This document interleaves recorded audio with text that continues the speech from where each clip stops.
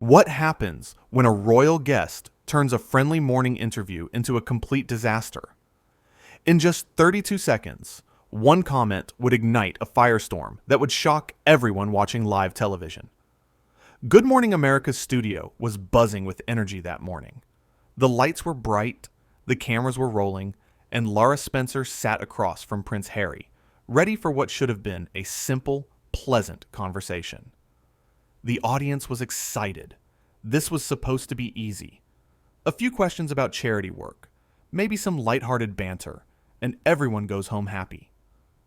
But that's not what happened. Not even close. Lara started off warm and welcoming, like she always does. Thank you so much for being here with us this morning. We're really excited to have you. She smiled genuinely. The kind of smile that makes guests feel comfortable. The kind that has made her one of the most beloved hosts on morning television. Prince Harry nodded, but there was something in his expression. Something slightly off. "Well, I'm here," he said flatly. Not exactly the enthusiastic response Lara was hoping for, but she pushed forward like the professional she is. "So let's talk about your upcoming charity initiative," Lara continued, keeping her tone bright and positive. "You've been working with organizations that support veterans and their families. Can you tell our viewers what inspired this particular project?" Harry shifted in his seat. "I think that's fairly obvious, don't you?" His tone had an edge to it. "I served. I know what it's like. Not everyone can say that." There was a pause. A brief, uncomfortable pause. Lara's smile flickered for just a moment, but she recovered quickly. "Of course, and that personal experience is so valuable. What do you hope to accomplish with this new program?" "What I hope to accomplish," Harry repeated, his voice dripping with condescension, "is to actually make a difference. Unlike some people who just sit in comfortable studios asking questions." The audience stirred. A few gasps. Lara's eyes widened slightly, but she maintained her composure. This was live television. Millions of people were watching. She had to keep this together. "Well, I think raising awareness is also important," Lara said carefully, her voice still friendly, but now with a slight defensive edge. "That's what we try to do here. Shine a light on important causes and the people doing good work." Harry let out a short, bitter laugh. "Raising awareness. Yes, that's what you call it. Talking about things while other people do the real work." Lara took a breath. She could feel the tension building, could sense her producers frantically talking in her earpiece. But she's a professional. She's handled difficult interviews before. She tried a different approach. "Let's talk about something else," she suggested, her smile still in place, but her jaw slightly tighter. "You've been in the public eye your entire life. What's that been like for you? What's it been like?" Harry leaned forward, his voice rising. "It's been invasive. It's been relentless. And the media, people like you, have made it unbearable at times." "I understand that privacy is important," Lara responded, her voice calm and measured. "But we're here today because you chose to come on the show to discuss your charity work. We're trying to help you get your message out." "Are you?" Harry challenged. "Or are you just trying to get ratings? Let's be honest about what this really is." The studio had gone completely silent, except for their voices. Even the crew members had stopped moving. This was spiraling, and everyone could feel it. Lara sat up straighter. Her professionalism was being tested in real time, and she wasn't going to let this fall apart completely. "I can assure you, we care deeply about the causes we feature on this program. We've raised millions of dollars for charity through our coverage." "How noble of you," Harry said sarcastically. "Raising money while sitting in your comfortable chair? You have no idea what real struggle looks like." "Actually," Lara interjected, her voice finally showing a hint of frustration, "I've covered natural disasters. I've interviewed families who've lost everything. I've reported from war zones. I may not have served in the military, but I've seen suffering firsthand." Harry waved his hand dismissively. Reporting on it is not the same as living it. You show up, you ask your questions, you leave. You don't stay. You don't live with the consequences. That's not fair, Lara said, her voice firm now. Journalists put themselves in harm's way to tell important stories. We give voices to people who wouldn't otherwise be heard. You give voices, Harry's tone was mocking. You take voices. You twist stories to fit your narratives. You decide what's important and what isn't. Lara was done playing defense. If you feel that way about the media, why did you agree to come on this show? It was a fair question, a pointed question, and it hit its mark. Harry's face flushed slightly. Because someone on my team thought it would be good publicity, he snapped. Clearly, they were wrong. Well, we certainly didn't force you to be here, Lara responded coolly. You're welcome to leave if you're not comfortable. Maybe I will, Harry said, his voice rising again. I don't need to sit here and be interrogated like some criminal. No one is interrogating you, Lara said, her patience clearly wearing thin. These are standard interview questions. Every guest gets asked about their work and their experiences. Every guest, Harry repeated mockingly. Do you know how exhausting it is to be treated like every other guest when you've spent your entire life under a microscope? When you've sacrificed your privacy, your peace, your mental health for public service? Lara leaned forward, her voice steady but strong. Many people sacrifice for public service. Teachers, nurses, firefighters, social workers. They don't get the platform or the resources you have. They just do the work. Harry's eyes narrowed. Are you seriously comparing my situation to a teacher's? I'm saying everyone's struggles are valid, Lara clarified. But using your platform to diminish the work of journalists, including me, when we're trying to help you promote your charity, seems counterproductive. Counterproductive, Harry scoffed. You want to know what's counterproductive? Coming on shows like this where hosts pretend to care, but really just want sound bites and controversy. If you wanted a puff piece, you should have been clear about that, Lara shot back, her professional mask finally cracking just a bit. We ask real questions here. We treat our guests with respect, but we also expect honest conversation. Respect? Harry's voice went up another notch. You call this respect? Challenging everything I say? Comparing me to school teachers? I didn't compare you to anyone, Lara said firmly. I simply pointed out that many people serve the public in meaningful ways. That's not an attack on you. Harry stood abruptly. His chair scraped against the floor, the sound echoing through the silent studio. I don't have to listen to this. Lara remained seated, her composure intact despite the chaos unfolding. You're absolutely right. You don't. But walking out in the middle of an interview on live television is quite a statement. Good, Harry said sharply. Let it be a statement then. A statement about how the media treats people. How you treat people. We've treated you with nothing but courtesy since you arrived, Lara countered, her voice raised now to match his energy. You came in with an attitude. You've been dismissive and rude, and now you're making yourself the victim. The audience gasped again. This was unprecedented. Lara Spencer, known for her warmth and kindness, was standing her ground against a royal guest who was completely out of line. I'm the victim? Harry's voice was incredulous. That's rich coming from someone who profits off other people's pain. I don't profit off pain, Lara said, standing now too. I tell stories.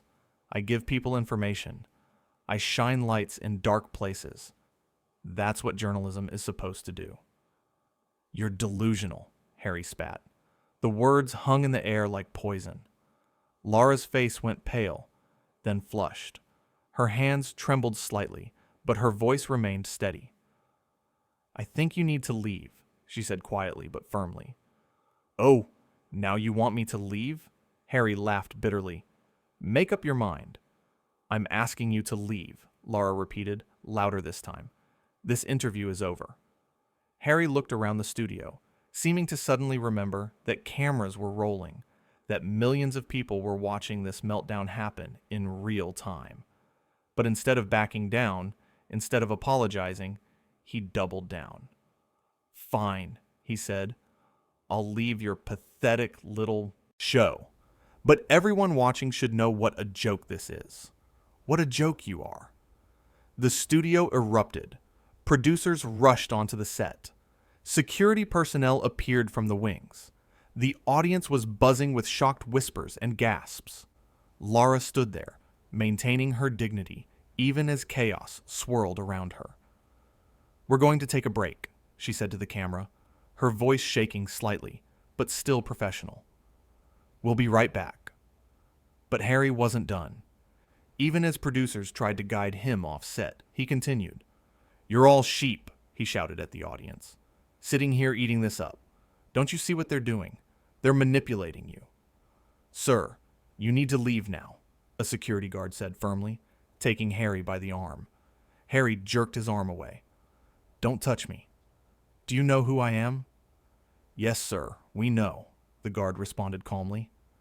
"And you still need to leave." Lara watched from the set, her arms crossed, her face a mixture of shock and anger. Her co-hosts rushed to her side, offering support, but she waved them off. She was still processing what had just happened. "This is assault," Harry yelled as security escorted him toward the exit. "This is how you treat guests?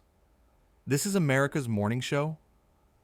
"You're not a guest anymore," another producer said firmly. "You're trespassing. Please leave quietly, or we'll have to call the police." That seemed to finally penetrate. Harry stopped struggling, his face red with anger and perhaps embarrassment. He looked back at Lara one more time. "You'll regret this," he said coldly. Lara lifted her chin. "No, I don't think I will." The studio doors closed behind him with a heavy thud. For a moment, nobody moved. Nobody spoke. The audience sat frozen, unsure if they should applaud or stay silent. The crew stood with their mouths open, shocked by what they had just witnessed. Lara slowly walked back to her chair and sat down. She smoothed her dress, took a sip of water, and looked directly at the camera. "Well," she said with a shaky laugh, "that was unexpected." The tension broke. The audience erupted in applause, standing, cheering for their host who had just endured a verbal assault on live television with grace and strength. Lara wiped her eyes quickly. Were those tears? She wouldn't let them fall. Not on camera. Not now. "We had a very different interview planned," she continued, her voice growing stronger with each word.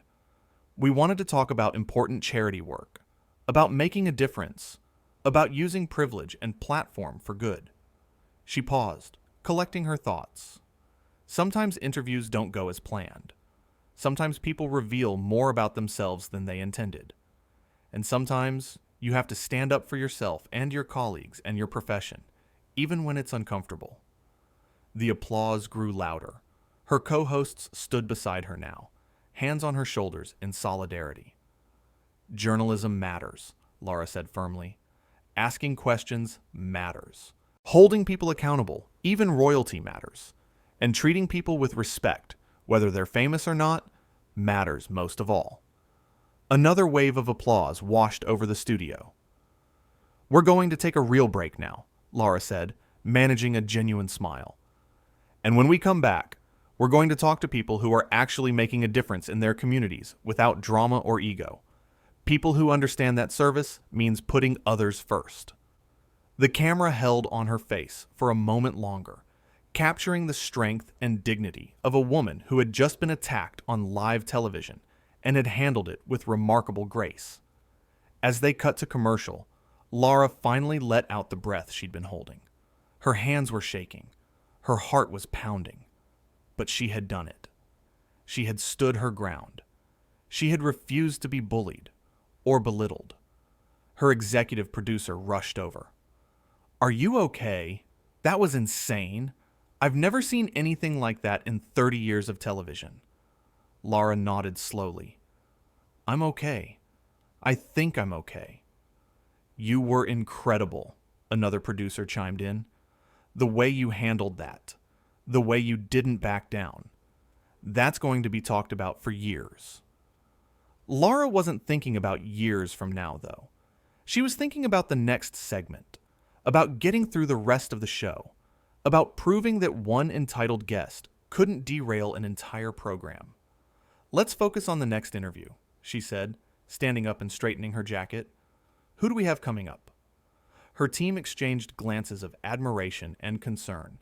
Their host had just been through something traumatic, and she was already moving forward, already thinking about the work.